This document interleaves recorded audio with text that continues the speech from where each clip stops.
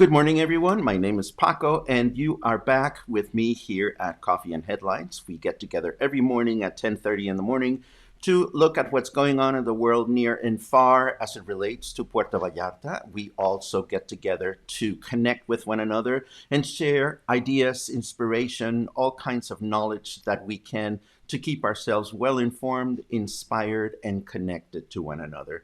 Um, if you're new to this broadcast, please feel free to type the word new in your comments and feel free to ask questions about anything that's on your mind.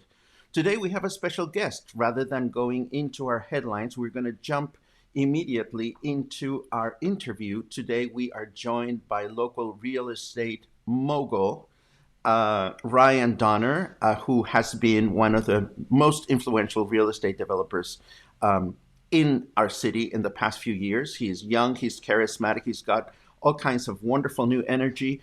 And we want to find out what's going on in his world. Ryan, it's great that you're joining us this morning.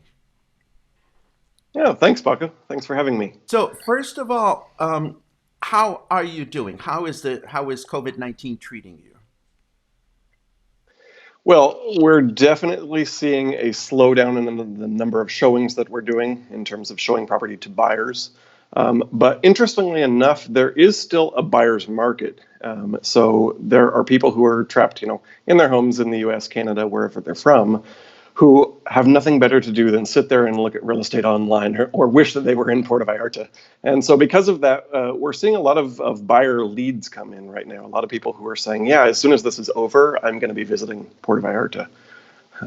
So it has affected us. We're definitely seeing a slowdown in the market. The market's down about 18% over last year. But I'm positive that it'll stay strong into the summer and again into the next high season. Let me rephrase my question. And forgive me, we are a soulful bunch around here. When I was asking you how are you doing, I meant how is Ryan doing first and foremost. I hope you're How healthy. am I I? hope you're happy. I hope you're not going crazy. Obviously, you're going somewhat crazy because you went into real estate mode like right on. How Boom. how are you? No, me personally, I'm fine. I'm enjoying life here in Cinco de Diciembre. I don't get out too much, obviously, for everyone's protection, including my own. So yeah, life is pretty good. I Excellent. can't complain too much. Excellent. Well, now let's dive into real estate. I'm, I wanted to converse with you, and we talked about this briefly yesterday.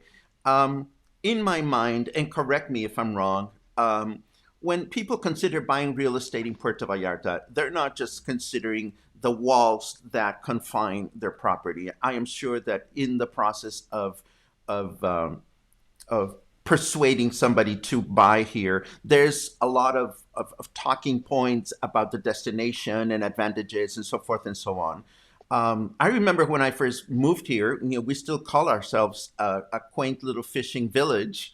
And then the city started growing. And then for a few years, a few people latched onto this notion that we were the friendliest city in the world. And in this day and age where credibility and facts are becoming so important to all of us, or rather the separation between facts and fake news, how are your talking points changing through the times when you try to say to someone, "Come to Vallarta, buy in Vallarta"? Well, it's interesting. I think that our destination really sells itself. Just like you just mentioned. I mean, you moved here and you fell in love with the charm that is Vallarta, and that's what attracted me to Vallarta too. Is I found it on a cruise. I fell in love with it, and then I started coming back for vacation, and then I moved here. And we see so many people do that. They come down here, they fall in love, and then they decide to buy. So the talking points haven't really changed that much, and even amid this crisis that we're dealing with, the talking points are still the same. If anything, what has changed are the laws that affect buying real estate here, or the laws that affect the way you rent your property out or deal with rental income in Mexico, especially as a foreigner. So there are certain issues that pop up in terms of infrastructure and things like that. I mean, you guys might have more questions about that I can answer. But those are also some definite talking points to discuss. Are people following the same kind of dream here that they were following 15 years ago, 10 years ago? Are people looking for the same kind of amenities, or has that changed? Well, I think in terms of the actual type of property that people are buying, that has changed slightly over the years. For example, in the early 2000s into the mid 2000s, people were looking for larger condos. They wanted 3 bedrooms. They wanted something where they could bring the entire family down and use it when they wanted to. Now what we're seeing is people who are buying property as investment only. So they'll come down and they'll use the property, a few weeks out of the year, a week here, a week there kind of thing. But the entire rest of the time, they're going to be renting it out and using it as an investment platform. And so because of that, the type then, or the number of bedrooms that they're looking for has decreased. In the mid 2015, 16, 17 area, they were looking at more like 2 bedrooms. Now people are even considering 1 bedrooms in the studios. So that's kind of the change there. Of all the new developments that you are in touch with because of work or what you know or what you talk about with your peers, what ballpark percentage of new buildings are being designed with that investment mindset? How many? Actually, most of the new. Oh, go ahead. No, you go ahead. I was going to say, actually, most of the new buildings that are being built have that in mind. You very rarely see now a 3-bedroom apartment being built, or what we're mostly seeing now are 2 bedrooms at the max, and then a lot of studios. If we take Avida, for example, in Emiliano Zapata, there are a majority of studios and 1 bedrooms in that building, and a few 2-bedroom units. So it's definitely changed in that aspect.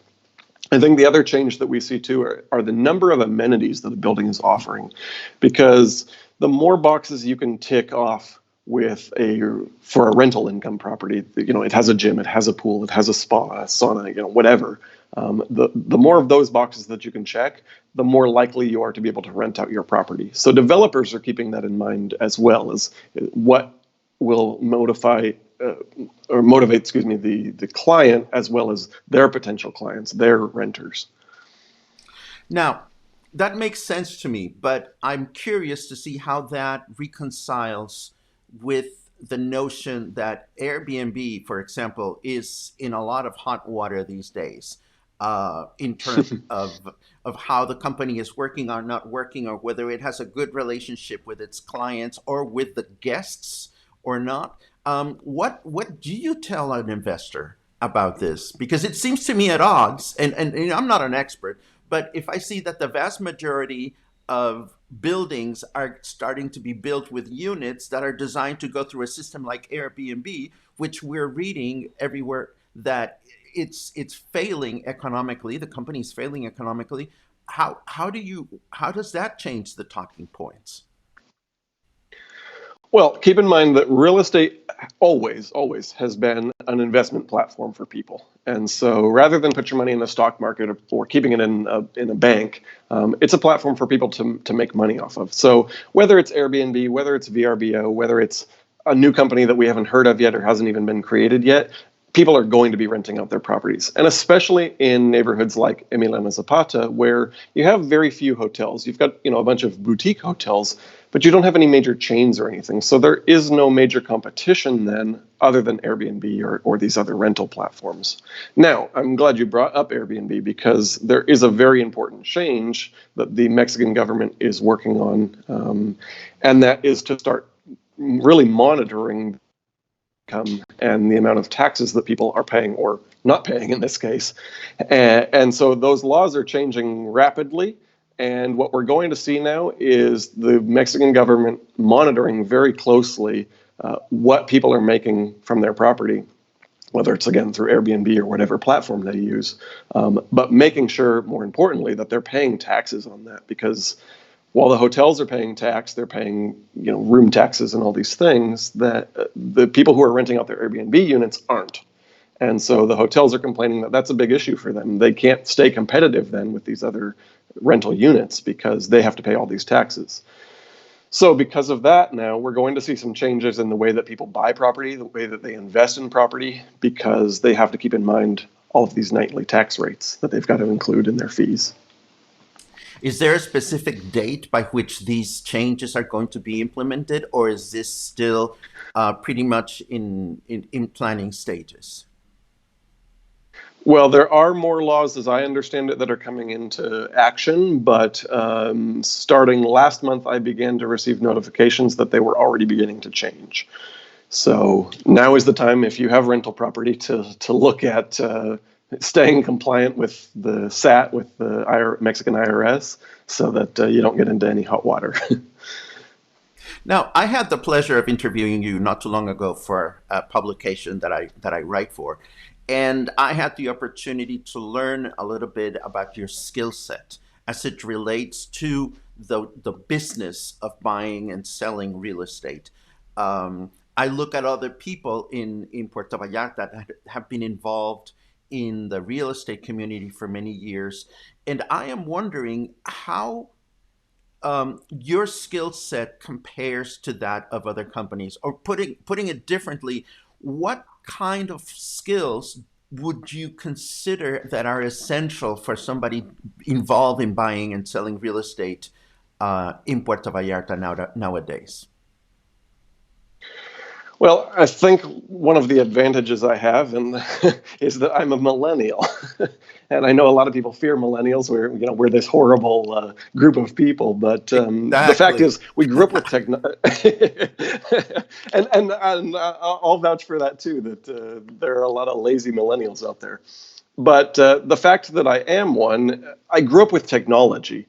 And so, because of that, I have a different understanding of the way that we can sell property, and especially Vallarta as a destination, because 50% of buyers are American. And so they're not physically here all the time to be out looking at property. It's different than being, in Los Angeles, where your buyers are right there with you as a sales agent. But when you live in a vacation destination, that's not the case. So using tools like Facebook Live to do virtual tours of properties, live, or even just property videos makes a big difference. One of the greatest new pieces of technology that we have now at our fingertips is Matterport, which is a virtual tour software. So it's a huge piece of equipment that you go in and you scan an entire house, an entire condo, and you get a virtual blueprint of that property exactly as it appears. And it allows you to then go through the property and view it like you would in Google Maps in Street View.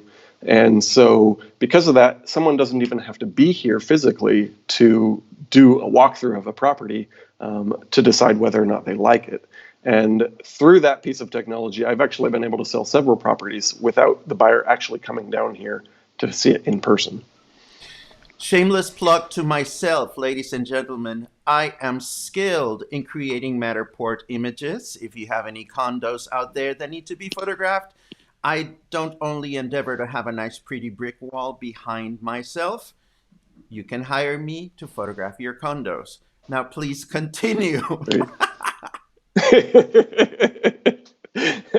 So it's really technology like that, I think, that is going to set our market or set other agents and agencies apart from the rest of the competition. And so that's something that I really pride myself on, is always staying on top of what is the latest piece of technology, what is the latest tool that we can use to A, help promote our sellers and get their property sold, but B, help buyers find the right property for them. We have a couple of comments here and questions I'd like to bring up just because it'll help clarify some things. Our viewer, Catherine Rochelle, asks if what you're talking about applies only to Mexican landlords. I assume, Catherine, you mean the concept of charging taxes for rentals. Ryan, do you have any comment about that? Yeah, so as long as you're making money in Mexico, regardless of whether or not you are a Mexican national, a permanent or temporary resident, or a foreigner without residency status in Mexico, now under the law, you are responsible to pay rental income taxes. So not only your property tax, but the income that you make on the rentals from your property. And that's kind of the next step of the process, is what we're looking at closely. how does a foreigner who doesn't have residency status actually pay property tax in here? So SAT has a law that says that you are required to pay property tax, excuse me, to pay rental income tax. But how do you actually do that? How do you go about getting your taxpayer ID? So stay tuned for that. I mean, it's evolving right now, and so we need to closely monitor that and see how it's going to work. The best solution right now, though, is to become a resident of Mexico, whether it be temporary or permanent, and then apply for your taxpayer ID here. We also have a comment from Paul Christ, a good friend who is a hotel owner. Paul says, you've got to catch the evaders, and that's where the government has always failed in Mexico, not just in lodging, but in everything.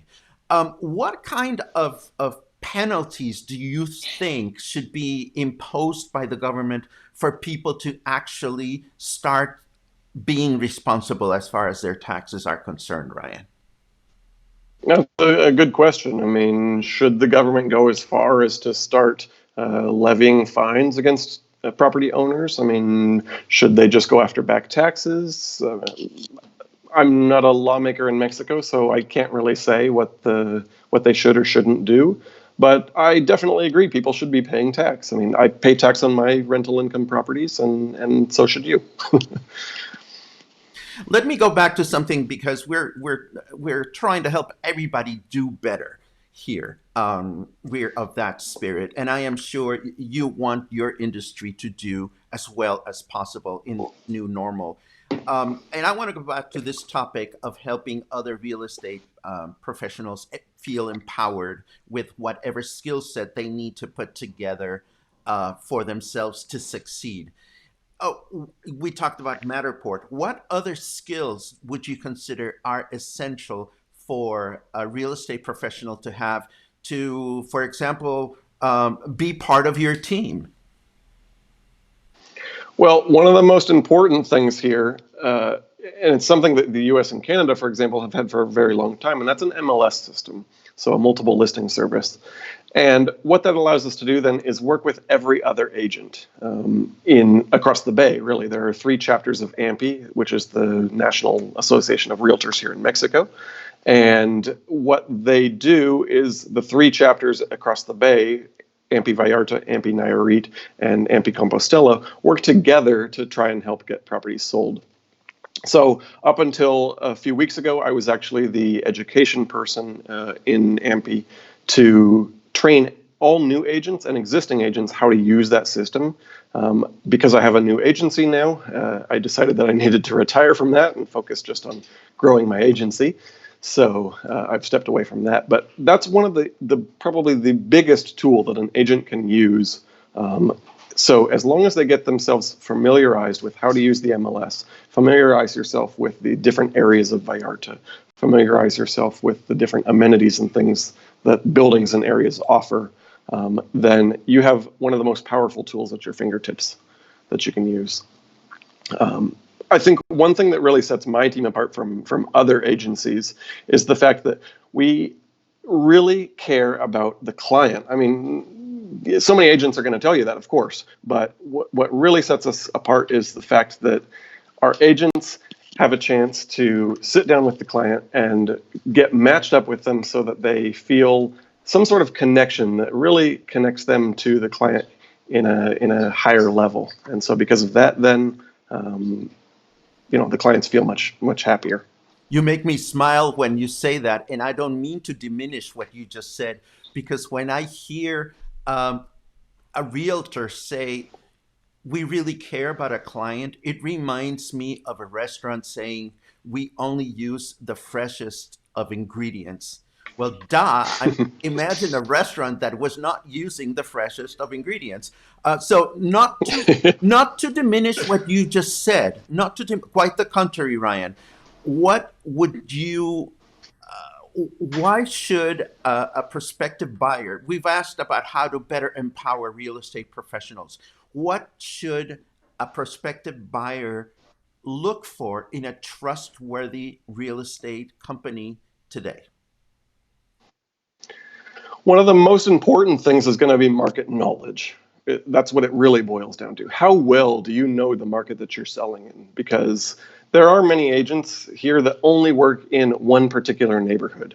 So that's great if you're only buying in that neighborhood. But if you're interested in several different neighborhoods, then it's really important to understand what are the aspects of that neighborhood? What makes this neighborhood different from that neighborhood? And why would I want to buy there versus there? So market knowledge is one of the most important things. And that's something I teach as well, and it's something I teach my agents is the value of knowing the different neighborhoods, the value of knowing the different cities, even within the Bay. Right. We have a quick question here from Brad McBride, who says, could you explain a few points about the role of notary in the purchase of Mexican real estate? This is a big difference compared to the US and Canada. Yeah, so a notary in Mexico has a lot more power than a notary in the US or Canada. In the US or Canada, they're just going to witness a signature. They're just going to verify that, yes, you are you. Here in Mexico, they are responsible for making sure that you've paid the proper capital gains taxes on a property and calculating that capital gains tax.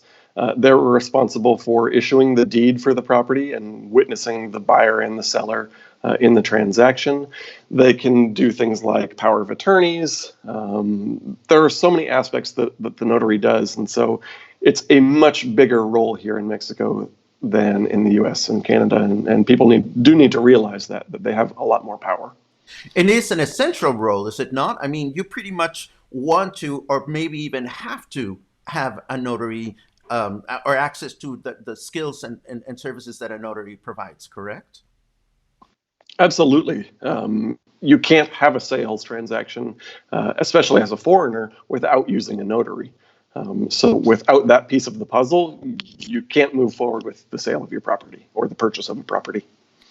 Ryan, we're so grateful that you're here with us today. I'm going to be so happy to share with our viewers your points of contact, your website, and your new agency. You left Carl Timothy a few months ago, correct? Yeah, in January, I decided to break away from Timothy Real Estate Group. I had a great relationship with Carl, and I love them very much. But it was time for me to spread my wings and grow a little bit further. So yeah, I started my own agency, Ryan Donner and Associates. Yes, and 1 month later, a pandemic fell over the planet. I'm sure you did not anticipate that. As I'm building out two offices and yeah, and dealing with a brand new agency, then all of a sudden, bam, hit with this. So, life throws you curveballs, and you just got to keep moving forward. Well, we have nothing but the best appreciation for your time and the best wishes for you to continue to succeed in your endeavors. We are very grateful for you being with us, and I hope you have an excellent day today. Yeah, thanks so much, Paco. Thanks for listening. Thank you very much. Have a good day. And that was Ryan Donner, ladies and gentlemen. What a pleasure to have a conversation with him. Let me um, hang up the phone, and I have. And now I am here with you, and now we can go ahead and have our usual share of headlines and hellos. I wonder how everybody's doing today. It is Wednesday. I hope everybody's doing well, and I hope you enjoyed the interview. Michal, Ellen, Reed, Margaret, Russell, Julie, Brad. I am so glad that you're new, Brad. I don't know where you're writing from. Let us know where you are and let us know that you're doing okay wherever you are. This is an important thing to know. We know Momo was happy today because we had Ryan, who's her boss. Good morning, Sean. Good morning from Mexico City. Good morning to everyone. I want to start today. Let me just see, what else do we have? I want to start today addressing something that happened to me, and I'm sure it's going to happen to you. When I went to Costco yesterday, I realized that half of Costco was boarded up. You could not get to certain products because they were not considered essential. And a couple of my friends commented, well, it's kind of goofy that this is happening because you're already inside of the store. How can it be that you can buy certain things but not buy others? Well, I'll tell you something. I don't have an official explanation, but I am going to speculate with a little bit of a mini presentation that looks like this. Again, this is not facts. This is me trying to appreciate where we might be coming from. Meet Ricardo Salinas. Ricardo Salinas Pliego is a very well known, controversial Mexican businessman. He is the third wealthiest man in Mexico and the 110th in the world. His net worth is 11.1 billion USD. Now, his corporation is the owner of, among other things, Electra, which is a retail store. We have them here in the city. Electras have banks inside of them, Banco Azteca. So he is involved in appliances, consumer electronics, and finance. And it's a huge conglomerate. One out of four televisions purchased in Mexico comes from Electra. One out of five refrigerators comes from Electra, approximately. Salinas Pliego is also the owner of TV Azteca, which is a television and radio network. It's the second largest after Televisa. In Mexico, we pretty much have Televisa and TV Azteca as the networks. Now, what has that got to do with Costco only selling certain things?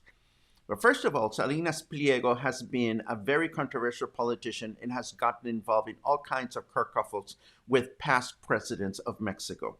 He is wealthy, he is influential, and he's controversial. If you Google him or if you go to Wikipedia, and I'll send you the link, I'll share the link of Wikipedia for him, you'll see that, he's been involved in a questionable business. Think about him as a mini Trump.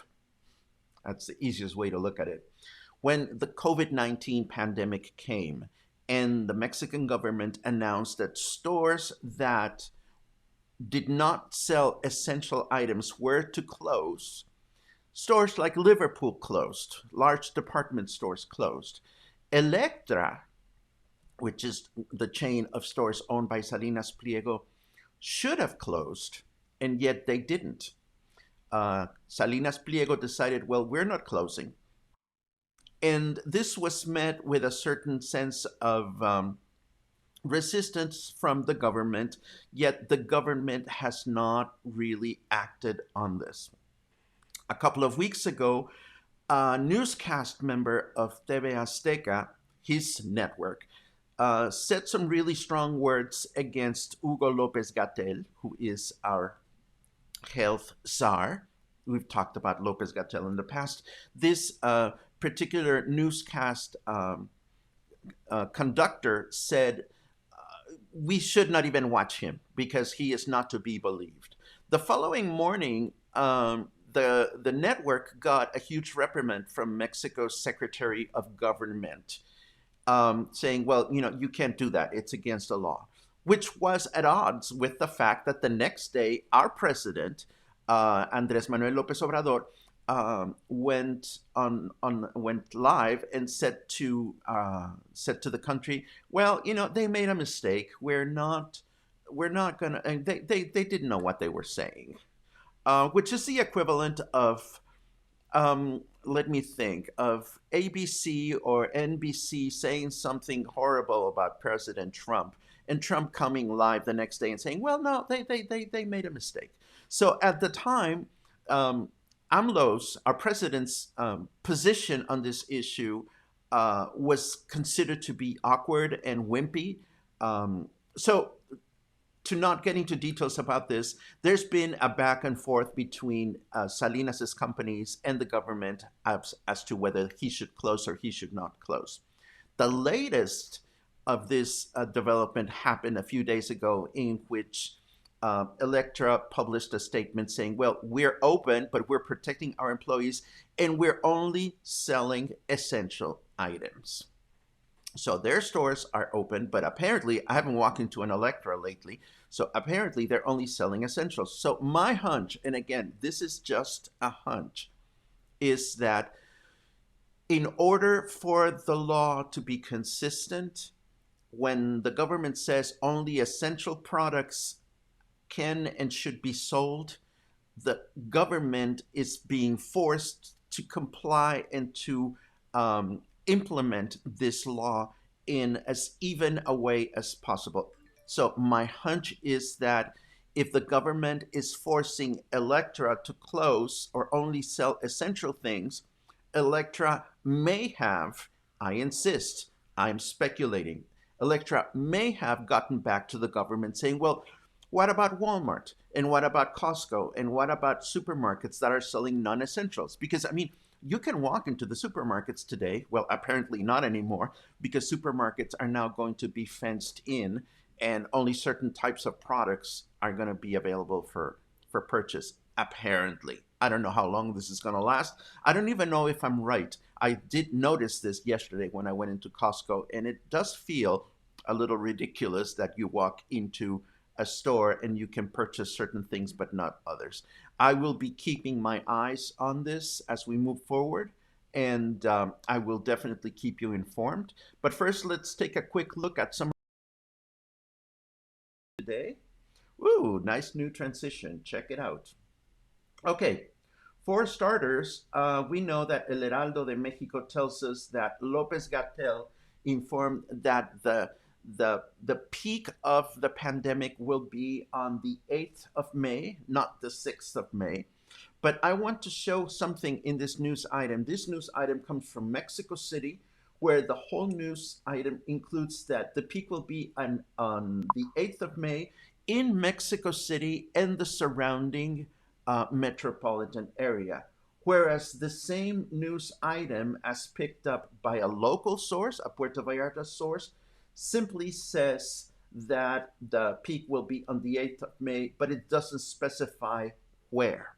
This is relevant for a couple of reasons. Number one, it's relevant because we happen to know that the stage of cases in Mexico City is different than in Puerto Vallarta. We know that cases started appearing in Mexico City a lot earlier than in Puerto Vallarta. So this means that things have to be chronologically different from them and for us. And number two, I showcase this just for you to have a certain level of appreciation of how complicated it can be sometimes to extract the truth from what we consider credible sources, which is a funny way for me to try to say that, you know, what I do behind the camera in terms of doing research for you, sometimes it's a little complicated because what I'm trying to share with you is clearly the most accurate information we can find. Um, Next headline that I want to share with you comes from the United States, saying that the coronavirus, the White House plans to disband the virus task force as the president moves closer to the idea of reopening the country. Um, Vice President Mike Pence suggested that it will be disbanded within weeks. Of course, this is at odds with people from the health industry or the health side of things in the United States, where while President Trump says we're bringing our country back to work, in the United States, the number of confirmed infections per day is 20,000, with daily deaths exceeding 1,000. So this is a little bit at odds in terms of what's going on north of the border. We will continue to keep track of this as we move forward. Then we have another interesting article coming from Vox. This has to do with the fact that flattening the curve is not enough. So it talks between the difference between flattening the curve and suppressing. There's a difference between mitigating and suppressing. So this article analyzes a little bit of the difference between one and the other. I hope you will find it interesting. I read these articles with a lot of curiosity, but at the same time, there are times in the day or certain days of the week in which I say to myself, you know, just how much can one possibly read before it gets like really overwhelming? But we will continue to follow this as best as we can. Um, Thanks to a good friend that posted this online, I found this very interesting opinion piece. This is not facts, this is an opinion. This is called Why Are Restaurants So Fucked? And this talks about how COVID-19 is really affecting a lot of small and medium restaurants. And it talks about the economics of our eternal pursuit for the least expensive meal. And it talks a lot about how small the earnings are in restaurants and how this whole pandemic situation is really catching a lot of small restaurants unprepared, which is something that is truly sad, if you ask me. We know that in Puerto Vallarta, most of the restaurants are small, they're not chains. And I am sure that a lot of restaurant owners that we know and love must be struggling right now to be able to tell whether they're going to be able to continue to operate as we know them. We wish everybody the best of success in that regard. Um, Moving right along to our less important headlines, but still interesting. Um, I found this fascinating article in the New York Times that compares the impact that the 1918 pandemic had on music to the impact that it's happening today. And it's very beautifully researched. It talks about how many theaters closed versus how many theaters remained open, what the losses were. For example, um, they compare if the losses of a whole season versus the losses that a theater today might be experiencing. Very interesting stuff. I wanted to also mention again the May Festival in Guadalajara because it's starting in a couple of days. Regretfully, there's still not a lot of change in their programming, but we can certainly hope that they're going to have more programming available for us. And last but not least, I have to tell you, I had a great day yesterday for a number of reasons. I went out for a little while. I needed to get some fresh air. But probably the best half an hour yesterday came to me at night when I discovered, and I suppose you have to be a little bit of a fan, but I discovered that Daniel Radcliffe has started reading Harry Potter live or recorded. So last night I had Daniel Radcliffe read the first episode of Harry Potter and the Sorcerer's Stone, or Philosopher's Stone, depending on what country you're in. And the beautiful thing is that he's going to be joined by a bunch of fascinating people that are going to continue reading. The people include Stephen Fry, David Beckham, Dakota Fanning, Eddie Redmayne, and there are others. So if you are a fan of these books, and I certainly am, I look forward to having people read these chapters to me. The website I'm going to share with you in case you want to pursue this on your own time. And before we say goodbye, I want to take a look at some of your other comments just to make sure that we are all keeping ourselves well connected. Excellent conversation, says Paul. I'm really happy. Craig Erickson, thank you very much for enjoying. Gail, thank you for your remarks. Reed, new from Colorado Springs. I hope you're doing well. I hope you're healthy. Join us anytime you want. We have coffee and headlines every morning at 10:30. Um, Thank you, Brad. I hope you enjoyed the conversation. It's always nice to bring in folks that can help us understand how our community works and how we're all taking care of each other moving forward. Clay is far away from here in Thailand. Well, I hope things are great wherever you are, Clay, and I hope you can come back to Vallarta soon. Christy found the conversation interesting. Julie is also an agent with Ryan Donner. It's good to know. Um, yes, Costco was not that way on Monday, David. This is completely new. I was just there yesterday, and I've seen photographs of the fact that the roping is happening uh, in other supermarkets as well. Clay tells us that this is also being used in Thailand. Interesting. Um, and Reed tells us that the task force will go on indefinitely. Well, it's not new for us that the President of the United States says one thing and then his associates say another. Um, it's been fun to read. I can't wait for the book or the books that are going to be coming out.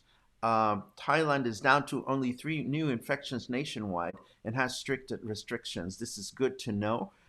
Again, we'll see what's going on with the way all these restrictions unfold in Mexico and certainly in the United States. Storyline.com is all actors reading books. I'll definitely check that out. Thank you very much for the suggestion.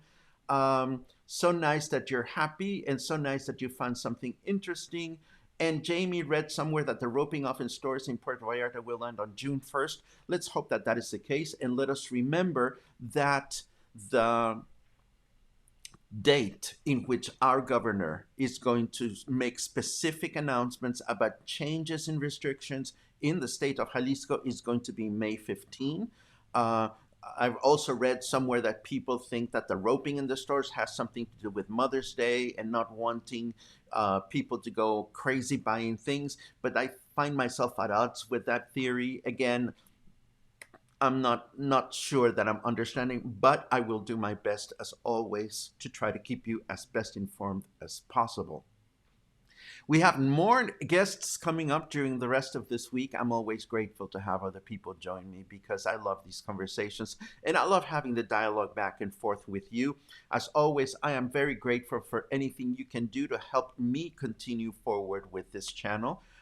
Your subscription is not something that is going to tax you a lot, and it goes a long way to help me fund for the research that I do, the equipment that I use. So take a look at buymeacoffee.com/Ojeda Paco just to see what kind of financing, I mean, not financing, support options there are available. Well, yes, financing, why not? That's what it is.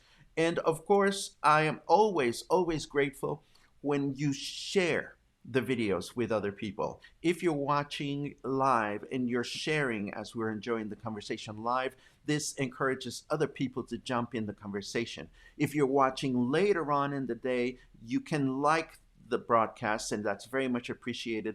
But when you like and you also share the broadcast, then you're helping me reach a wider audience, and that's ultimately what we want to do. It is 11:11. My goodness, we went an extra 10 minutes, but I hope you enjoyed today's conversation. If you have questions, comments, and suggestions, you know where to find me. Send me a note through the Facebook page. Like the Facebook page so that you can see what's coming on in the next few days. And I hope you have an awesome day today, and hopefully, I will see you tomorrow morning as usual. Have a great one.